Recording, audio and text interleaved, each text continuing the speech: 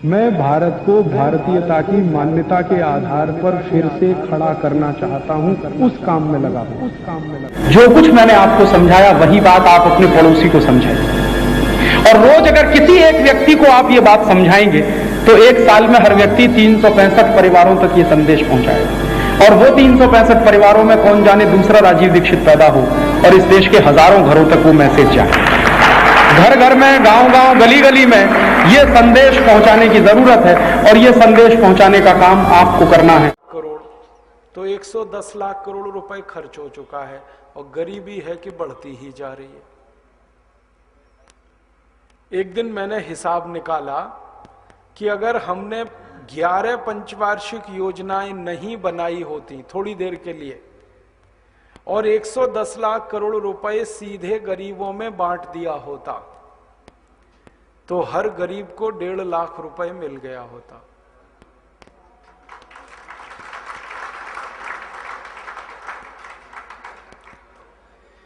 $110 लाख करोड़ रुपए सरकार ने खर्च किया योजनाओं पर, लेकिन गरीबी बढ़ती ही गई, कम नहीं हुई। काश ये पैसा सीधे गरीबों को बांट दिया जाता तो अब तक गरीबी मिट चुकी होती। माने 110 लाख करोड़ रुपए बहुत बड़ी रकम होती है, सामान्य बात नहीं है। 110 लाख करोड़ रुपए को कैलकुलेटर में लिखें तो कैलकुलेटर फेल हो जाता है।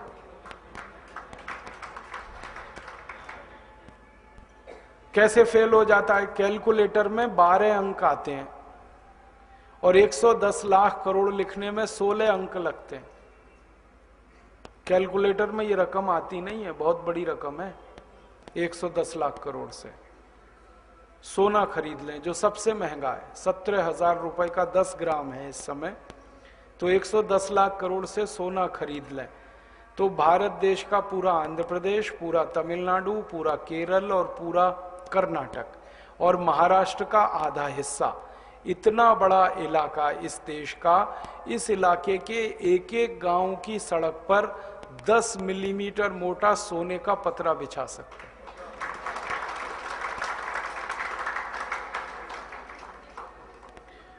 और दूसरा कैलकुलेशन बताता हूं कि अगर सोने का पतरा 10 मिलीमीटर से 5 मिलीमीटर कर दे तो भारत के 6,38,365 सभी गांवों की सड़कों पे बिछा सकते हैं।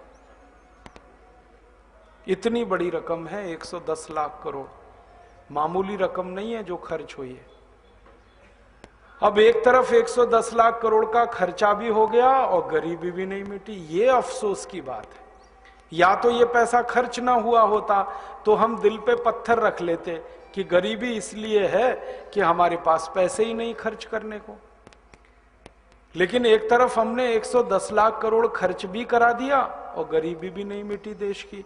और उससे भी ज्यादा तकलीफ इस बात को सोच सोच कर होती है कि ये 110 लाख करोड़ आपने दिया था, मैंने दिया था खून पसीने की कमाई से टैक्स के रूप में, वो खर्च हो चुका है और गरीबी बढ़ती ही जा रही है।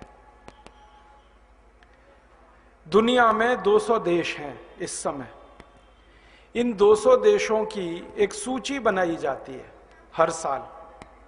संयुक्त राष्ट्र महासंघ नाम की जो संस्था है दुनिया की, ये सबसे गरीब देशों की एक सूची बनाती है हर साल। तो पिछले साल की सूची बनी और उसमें बताया उन्होंने कि 86 देश दुनिया में सबसे ज्यादा गरीब हैं, अत्यंत गरीब। अगर हिंदी में एक शब्द में इस्तेमाल करूं, महादरिद्र 86 देश हैं।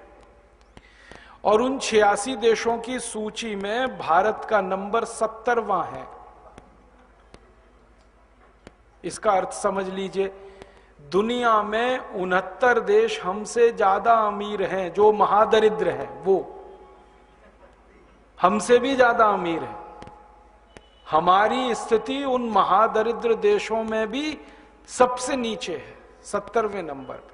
मतलब सीधा सा ये है, दुनिया में जो 86 देश महादरिद्र हैं उनमें से भारत से ज्यादा दरिद्र देश 16 ही हैं। और उन 16 में 2 देश तो वही हैं जो भारत के अंग हैं, पाकिस्तान और बांग्लादेश। भारत का नंबर है उस सूची में 70, पाकिस्तान का नंबर है 71, बांग्लादेश का है 72, तो ये 70, 71, 72 तो एक ही कुनबा है, ये तो कोई अलग अलग है नहीं इलाका। तो मतलब ये है कि 72वें नंबर पे हम हैं उस सूची में। और बहुत कठोर टिप्पणी उस रिपोर्ट में की गई, जब मैंने वो पढ़ी अच्छी नहीं लगी मुझे। संयुक्त राष्ट्र महासंघ का कहना है कि भारत की दरिद्रता के कारण, गरीबी के कारण दुनिया की औसत गरीबी बढ़ गई है। भारत के कारण औसत गरीबी बढ़ गई है पूरी दुनिया की, क्योंकि सारी दुनिया में सबसे ज्यादा गरीब भारत में ही बसते हैं। और भारत, पाकिस्तान, बांग्लादेश का मान लें, तीनों को एक ही देश मान लें, तो सारी दुनिया की गरीबी के औसतन के लिए हम ही जिम्मेदार हैं, वो रिपोर्ट ये कहती है। क्योंकि हम आजादी के 63 साल के बाद भी इस गरीबी को मिटा नहीं पाए हैं। हमारे देश का ये हाल है गरीबी का। अब इस गरीबी का बिल्कुल सहयोगी एक है बीमारी, जिसको हम बेरोजगारी कहते हैं। बेरोजगारी का क्या आलम है? तो हमारी ये जो रिपोर्ट आई, अर्जुन सेनगुप्ता कमीशन की रिपोर्ट, वो ये कहती है कि बेरोजगारी के सवाल को उल्टा समझने की जरूरत है। सीधे सीधे ये कहना कि भारत में इतने बेरोजगार हैं, इससे ज्यादा अच्छा ये पहले समझा जाए कि भारत में रोजगार कितने लोगों को है, और ऐसा रोजगार जिसको हम सम्मानजनक कहें। सम्मानजनक माने साल के 18वें वर्ष में, माने जब आदमी 18-19 साल का हो गया, तब उसको कुछ रोजगार या नौकरी मिल जाए और 60 साल तक वो आबाद गति से चलती रहे, कोई उसे छीने नहीं, वो रोजगार उसके हाथ से जाए नहीं, 18 से लेके 60 साल तक। ऐसे कितने लोग हैं?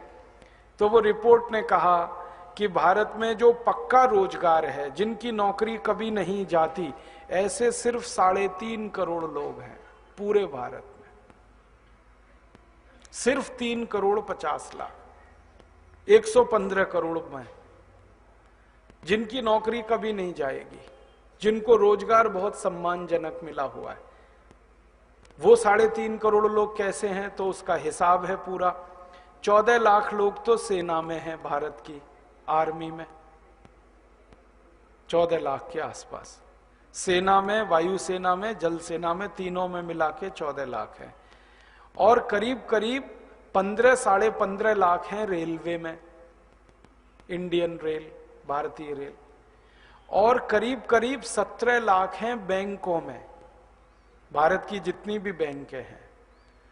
और करीब करीब 15-15.5 लाख हैं बीमा कंपनियों में, एजेंट से लेकर ऊपर तक।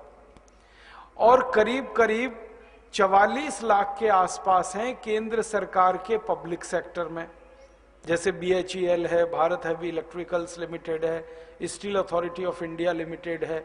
ऐसे भारत के 244 पब्लिक सेक्टर हैं। फिर उसके बाद केंद्र सरकार का जो मंत्रालय है, प्राइम मिनिस्टर का ऑफिस है, फिर बाकी 90 मंत्रियों के ऑफिसेज हैं, तो ऑफिसेज में काम करने वाले हर स्तर के कर्मचारी, तो कुल मिलाकर सरकार के तंत्र में जो काम करते हैं। और इसमें वो भी मैंने जोड़ दिए, राज्य सरकारों के जो कर्मचारी हैं, राज्यों के 33 राज्यों के राज्य स्तर के कर्मचारी, मुख्यमंत्री, राज्यपाल, राज्य के मंत्री, ये सब जोड़कर कुल 3.5 करोड़ लोग हैं जिनको पक्का रोजगार है, जिनको सम्मानजनक नौकरी है। और जरूरत पक्के रोजगार की भारत में 64 करोड़ लोगों को है। जरूरत मतलब 64 करोड़ लोगों को सम्मानजनक काम चाहिए, उसमें से 3.5 करोड़ को मिला हुआ है। इसका माने 60.5 करोड़ लोगों को दर दर भटकना है रोजगार के लिए। इन 60.5 करोड़ लोगों में कुछ लोग हैं जो खेती करते हैं, लेकिन खेती में सम्मानजनक खेती करने वाले मुश्किल से 10 से 15 करोड़ ही हैं जिनके पास 10 एकड़ से ज्यादा जमीन है। सम्मानजनक खेती वो कर पाते हैं। बाकी की जमीन ही 2 एकड़ से कम है भारत में किसानों की, तो उनको सम्मानजनक नहीं माना जाता, क्योंकि उनकी खेती तो घाटे में रहती है। 2 एकड़ से कम जमीन, ऐसे भारत में 85% किसान। अब ये जो 85% किसान हैं जिनकी 2 एकड़ से कम जमीन है, यही लोग दर बदर की ठोकरें खाते हैं। कभी सड़क पर रिक्शा चलाते हैं, कभी कहीं किसी का ईंट गारा बनाते हैं, कभी कहीं कोई ठेली लगा लेता है, सब्जी बेच लेता है, कभी कोई